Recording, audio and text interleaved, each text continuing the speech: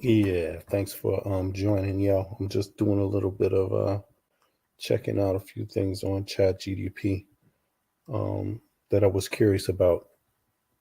Let me see here.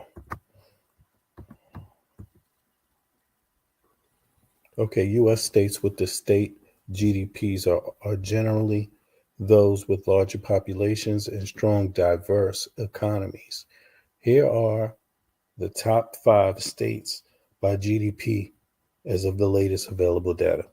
California's GDP, that's gross domestic uh, product each year, that is $3.8 trillion.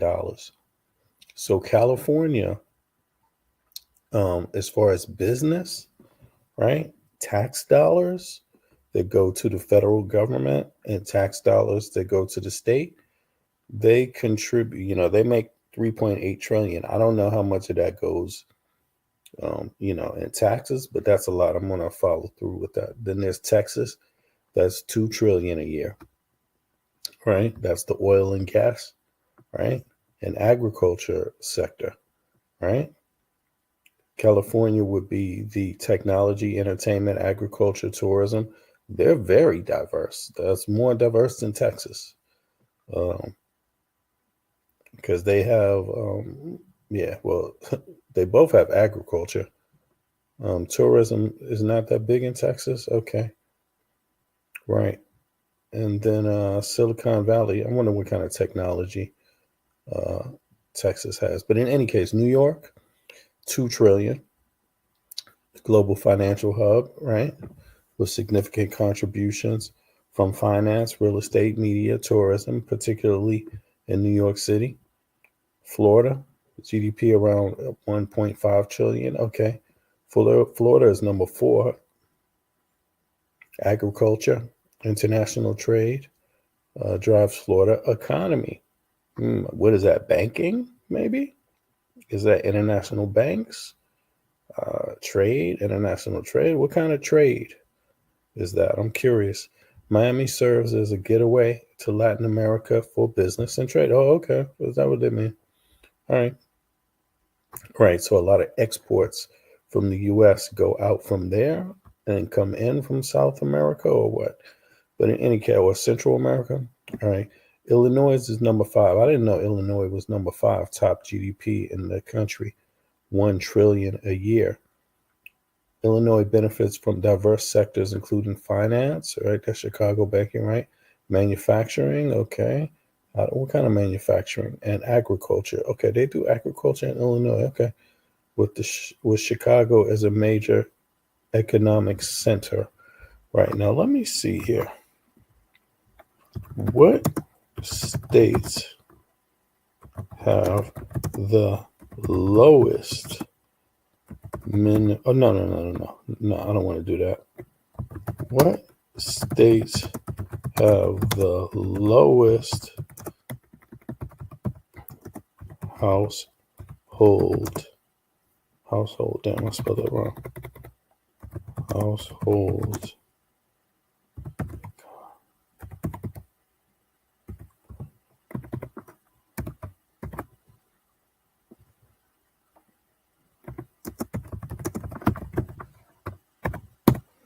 let me see here.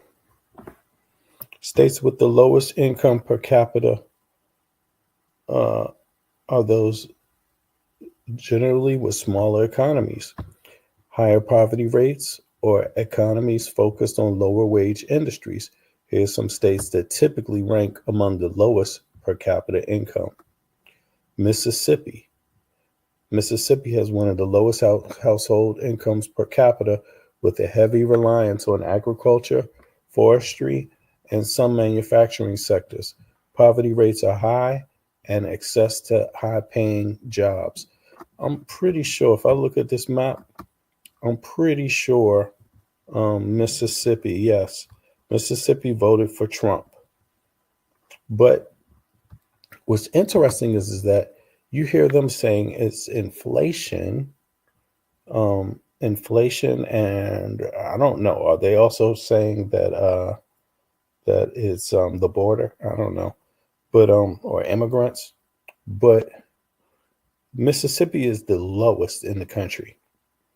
Then there's West Virginia, economy known for its coal mining and energy sectors. West Virginia has seen, you know what it looks like to me when I look at the details? It looks like Democratic states do far better in their economies. Their economies are more diverse. That's what it looks like to me. I mean, Illinois is not known to be a Republican state. New York isn't. California isn't. But Florida and New York, Florida and Texas, they kind of go. Well, Texas goes back and forth, right? Who they vote for as far as the president. But I didn't realize Illinois. But Florida, yeah, Florida is Republican too. But if you look, let me see. Let me change this to top.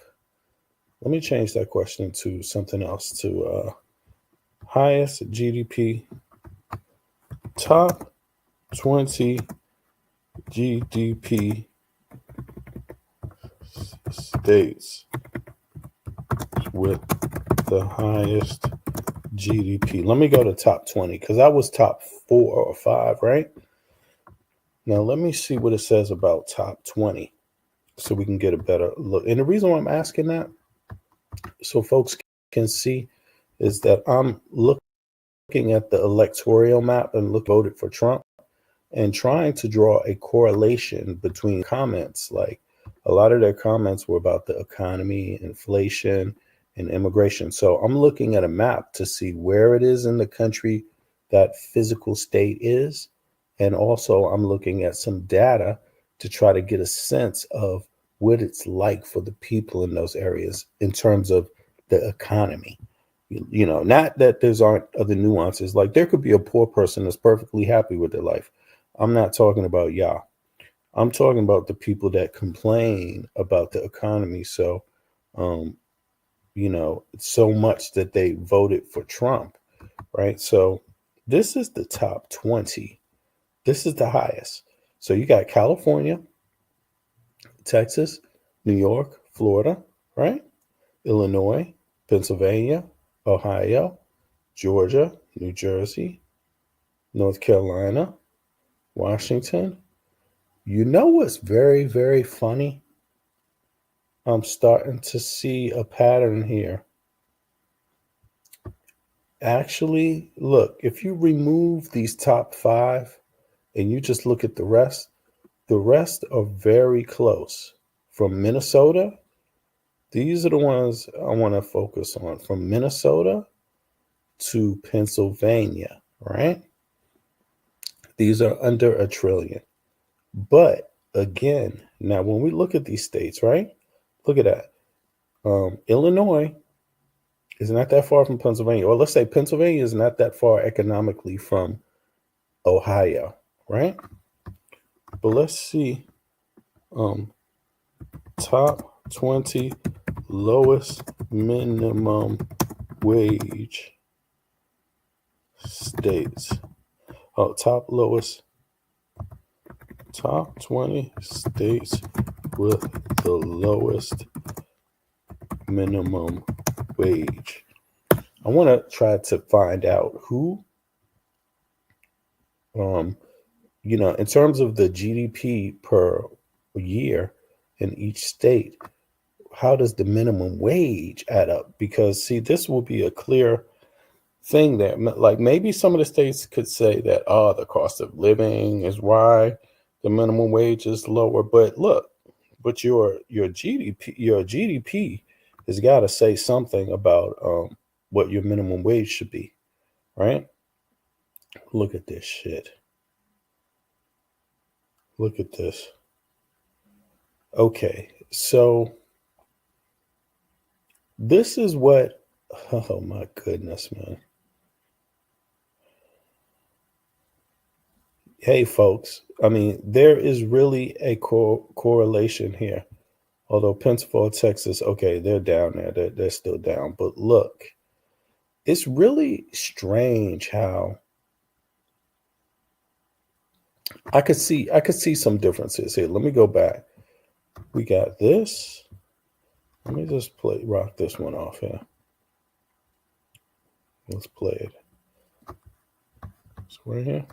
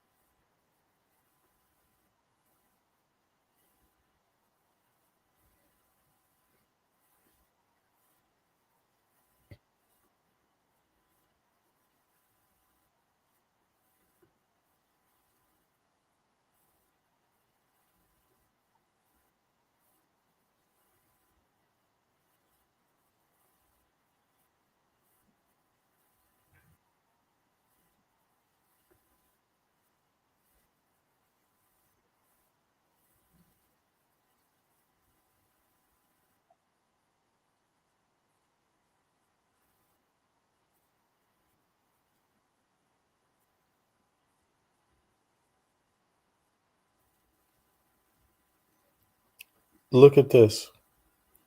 Georgia, check this out, y'all. It says it right here, Georgia's not broke. Dude, Georgia is not broke. The state, the money that's flowing through Georgia is not broke. That's 800 billion. That's 800 billion. That is not a little amount of money. But look at what the minimum wage is. 515, this must be for visitor workers or for children. But the average minimum wage is only 725.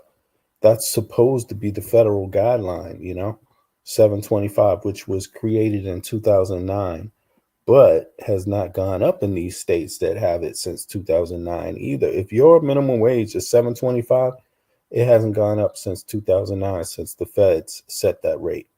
And then the states followed. But look at this.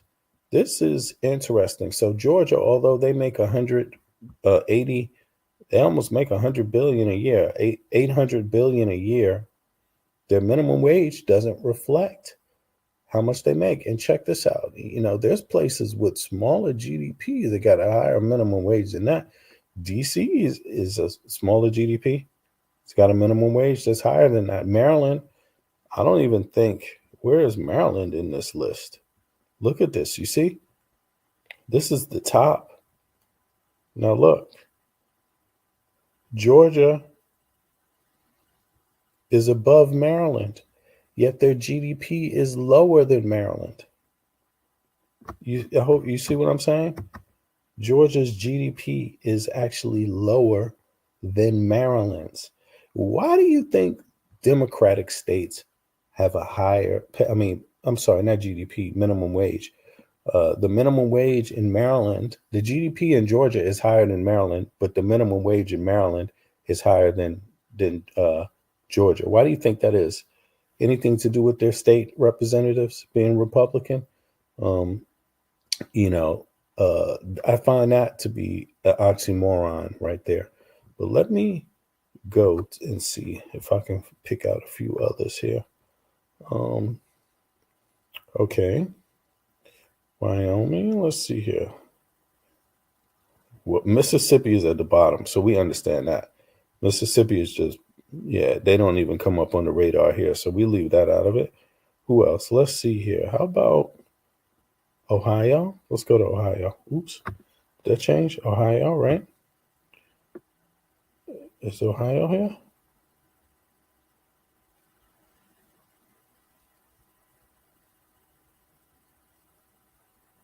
What? States with minimum wages equal to, okay. So Ohio is not the lowest. So Ohio must be up there in the 10, which is still, let me see here. For 800 billion, $10 an hour is not really that much, to be honest with you. That's a lot of industry flowing through a city. Now let me see something here. Let me go to the next factor. Top 20 states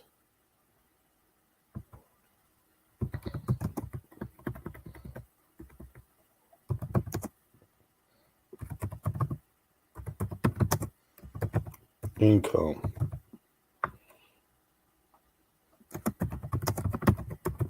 per capita. Oh, I said household. I meant to say household, but good thing. Okay, let me see what the household income is like in these states. District of Columbia, the average is 60,000 per person, right? Connecticut is 50,000. Hold on, are they talking about? Oh, this is house. Yeah, per capita. So that's individual. Okay. Okay. Wow. Wow. This is very interesting. Let me see. It's going to take me a second to correlate all these numbers, but let me also ask another question.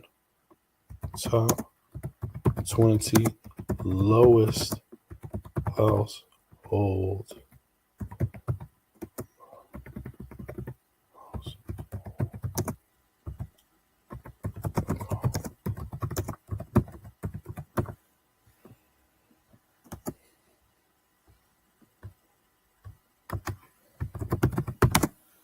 Let me see. Let me see something here. What I'm trying to isolate is what does a person get paid per hour in the state? Like how much do they make versus how much is the state GDP versus what does the minimum wage look like in that state? Look at this minimum. Okay, so number one is 25,000. That's Mississippi. I think this might be what we're looking at here, and maybe this was a better question than asking what the minimum wage was. Let me check something here. Right, 2 seconds. I just want to make sure the audio is working here. I didn't check it this session, so let me see here. Boom. Yeah, 2 seconds, folks. Let's see here.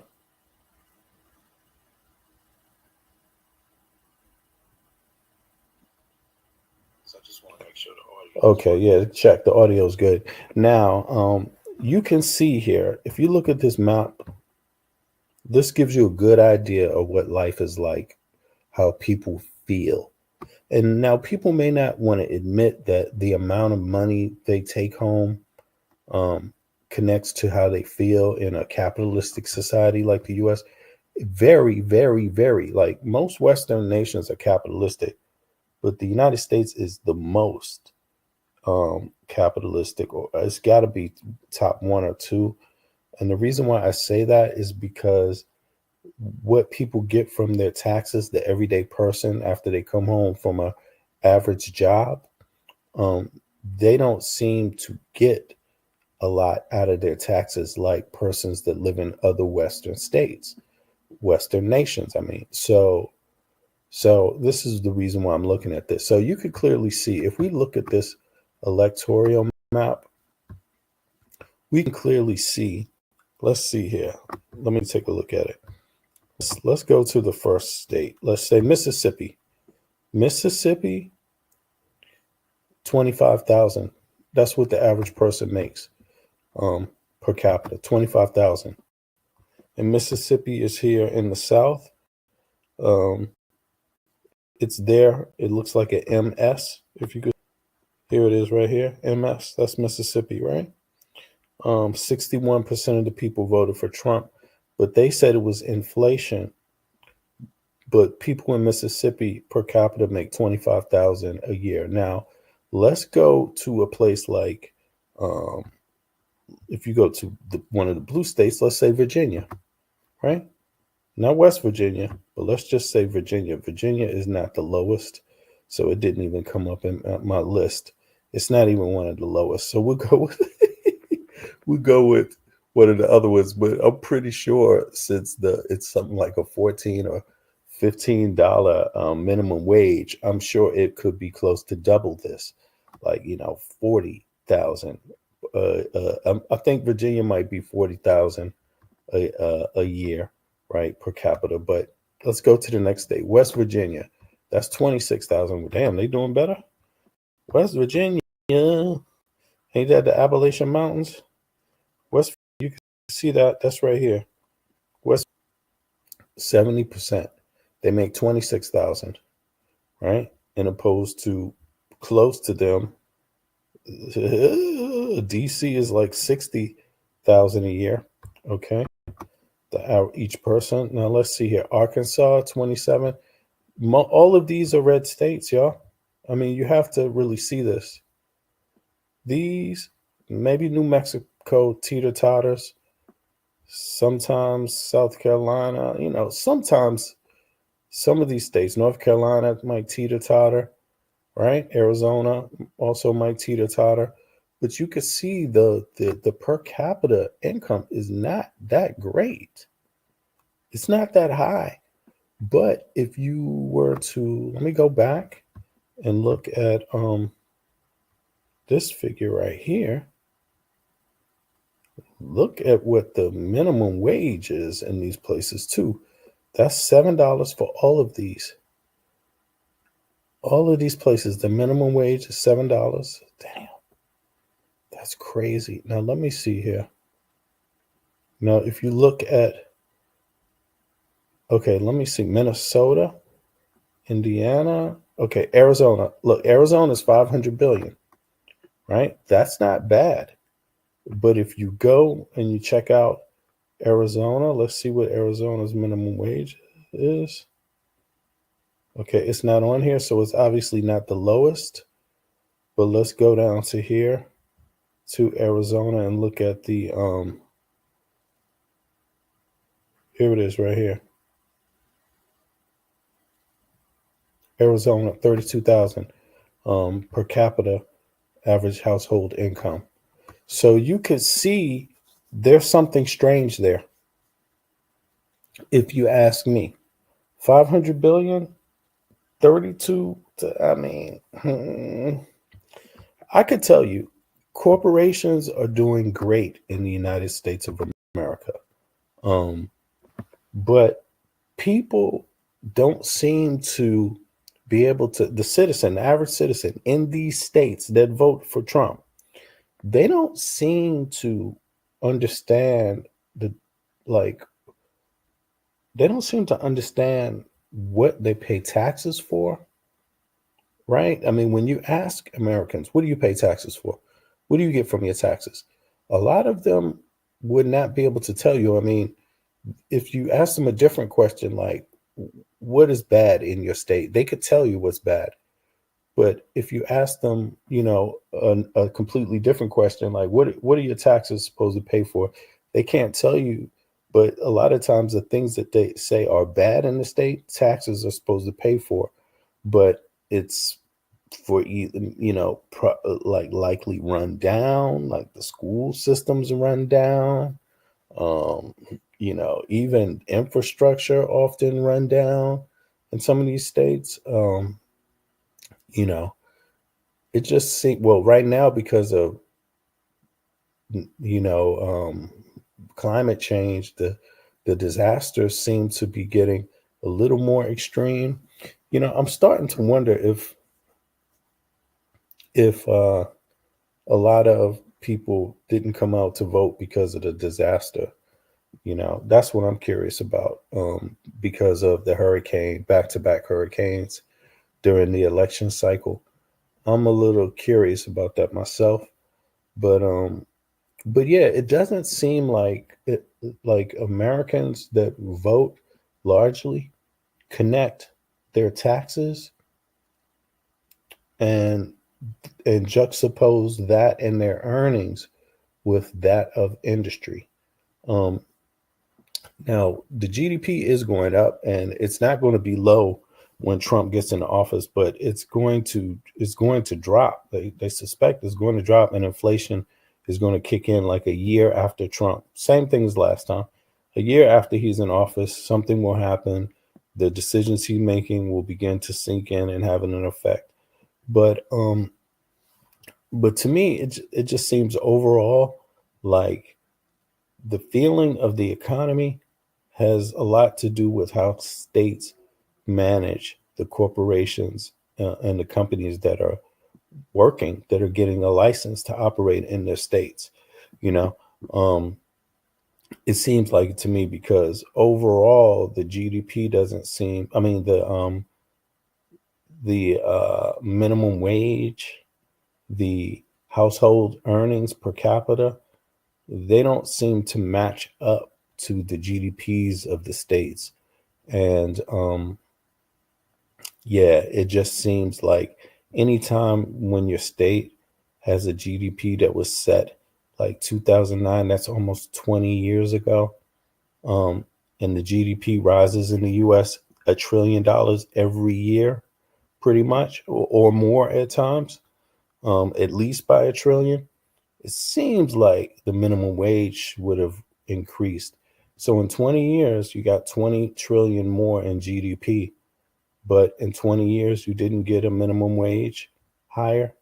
I mean, that tells a lot. That should tell the citizen a whole lot. It should. It really should. But apparently, apparently it doesn't right now. People aren't willing to look at those numbers and ask those questions. Um, yeah, I wish it was different, but that doesn't seem to be the case right now. Let me see here. Let me bring this back down.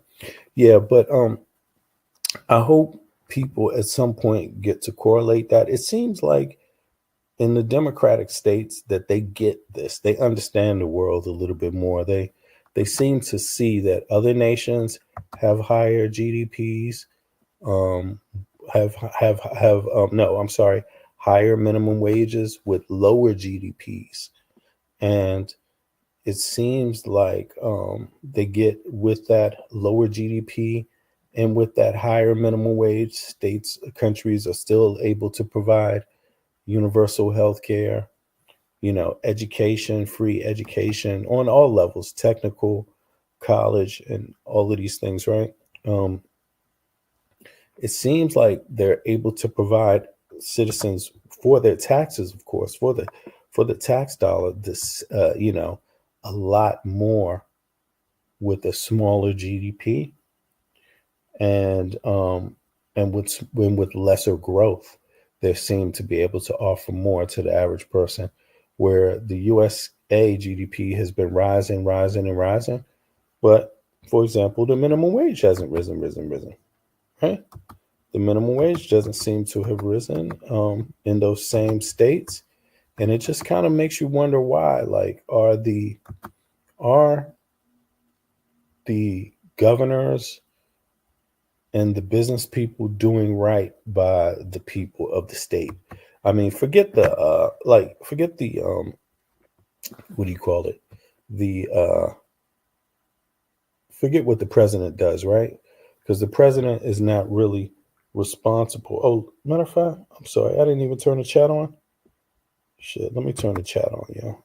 Sorry about that. Yeah, it seems like we're in democratic states. They have talked about this, and the minimum wage, I'm sorry, has gone up. It seems like in Republican states they haven't talked about it. GDP, or and the minimum wage has not gone up since 2009. Um, and it seems like in the democratic states, like they're more knowledgeable and aware about what other Western nations are doing in terms of services to the public. Clean water, education, housing, these kind of things.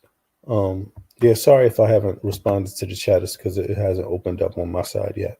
Oh, here we go. Start the chat. Yeah, but seems to be like some sort of correlation, between the two. So, whereas though with the red states, it almost seems like there's no correlation to anyone else. Like they don't have anything to compare themselves to. Only the Democrats. And when they look at the success of and failures, by the way, because all these states have successes and failures, but it seems like when they look at the successes in the Democratic states, they kind of envy it, to where they look at it like, oh, you think you're better than us, or you're doing better than us, when really the Democratic states are just following the Western progress, you know, and, upgrading stuff, similar to what the infrastructure plan was. A lot of Western countries, because of climate change, have started infrastructure development and investing heavily long time ago, specific to climate change, whereas Joe Biden just got the first real climate change bill off for the US, which really won't, the effects of it won't kick in until another, it's going to start kicking in a year or two. And, and if somebody doesn't screw it up, it will have a lasting impact. It will really like boost um, economies, security, services, and a lot of areas in the U.S. across the country. It was a real comprehensive plan, and it's if you don't have like some real time to go through it, like a good book, you know what I mean? Some weeks to really go through it, like you would do in a class. Um, and then do some reports on it and listen to some other reports written on it, you probably won't get how comprehensive it is, but the legislation is, but it is comprehensive. Of course, that was just to back up all the states. So the states that don't want any of the infrastructure money, and or to follow the guidelines that the infrastructure money set out, they don't have to accept it. But as you can see, most states probably will because it's better than nothing, which is what the previous administration had done under Trump. And it's going to be better than what he does coming up in this next administration. So I advise Republican states to drop the partisan politics, take the money for your citizens, and use the money to help build infrastructure for your citizens, shore up river inlets to stop flooding, shore up the sewage right in your states, shore up the electrical grids, even consider putting them underground, you know what I mean? So that hurricanes and ice and things like that don't disrupt your housing experience with the heat, or disrupt your electricity, or stop transport, things like this that run on electricity. If you follow other Western developed nations, that they've already started this over a decade ago, putting these lines underground. The United States didn't start that process, which is why every year you're going to experience some outages, a lot of outages now, and even more. So yeah, um, but in any case, folks, yeah, I just wanted to chime in on it. I was actually going to do another broadcast about the ballots today, because there's a lot of information coming out about ballots. Some people saying that they voted and it hasn't registered to vote. The fact that they voted yet hasn't registered in the system. Yeah, there's things like that going on. Of course, you've heard about the other things with the burning of voter boxes, and don't know what happened to that yet. Like, has anyone been caught? They know Russia was threatening black women, threatening violence. They were pretending to be Americans, but they were really Russians, doing those kind of threats. That could have affected people turning out to vote in those states. It's called voter intimidation, typically. Let alone the disinformation. Me and myself, I see disinformation as voter. What do you call it? Suppression. Essentially, I see all of those things as voter suppression, and who knows? Maybe the totality of them all was enough to get people to come out and vote. But clearly, um, we're going to find out in the next few days still what the total vote is. And that's still, it's still being tallied because of the congressional seats also. Um, but, we're going to find out how many people did come out to vote pretty soon. But as of now, apparently more people voted for Trump, that is. And yeah, it looks like you all Americans are going to get a chance to see what Trump is like when he governs. Not that they haven't had a chance already. Mike Pence didn't really get a chance to govern under Trump, but people say Kamala Harris did under Biden, and so they say, what has she done? What has Mike Pence done? I mean, I don't know. You don't have to do much to get people wanting to kill you in the US, but that's the case. That's the case, y'all. Well, lucky, I'll be back and I'm gonna do that broadcast tomorrow instead. But for now, luckily enough, I'm missing. I will miss I will miss Trump. I won't miss him like, oh, I miss you. But I'm going to miss his presidency being outside of the U.S. And I'm happy with that. I don't have any issue with that. I mean, there's nothing I can do about it. I mean, why would I come to be in the U.S. when you get more benefits outside pretty much in the other Western democracies? I mean, I don't want to lose my health care. You know what I'm saying? I don't want to even have to stress about it, my health care. I like the health care I got, and I like the fact that I can go to the doctor anytime. And if I need an operation, I can go to the emergency anytime and get it, and I won't get a bill the next day. And my bill won't be based on the rate of inflation. It won't be based on any of those things. How much the executive flies off to Cancun with his girlfriend. It won't be based on that, or his honeypot lady. Who knows? Nah, I like just basic fair health care. I like the fact that if I want to go back to school, I'm not going to get a bill. I'm not going to be in debt. I can go back to college, go back to technical school, either one, and I won't get a bill. You see, I like that. And I like the fact that I live in a country where public transport is top notch. I'm talking about not crowded on the streets either, top notch, because we got bike lanes here, in the city. So real ones. And it's one of the countries that has had bike lanes for an entire generation. The nation invested in bike lanes. So, public transportation, the subways, where I'm at, the city I live in, we got metro, that's underground. We got S train, that's local train service above ground. Then we got the regional train, right, which is across the country. And we got buses.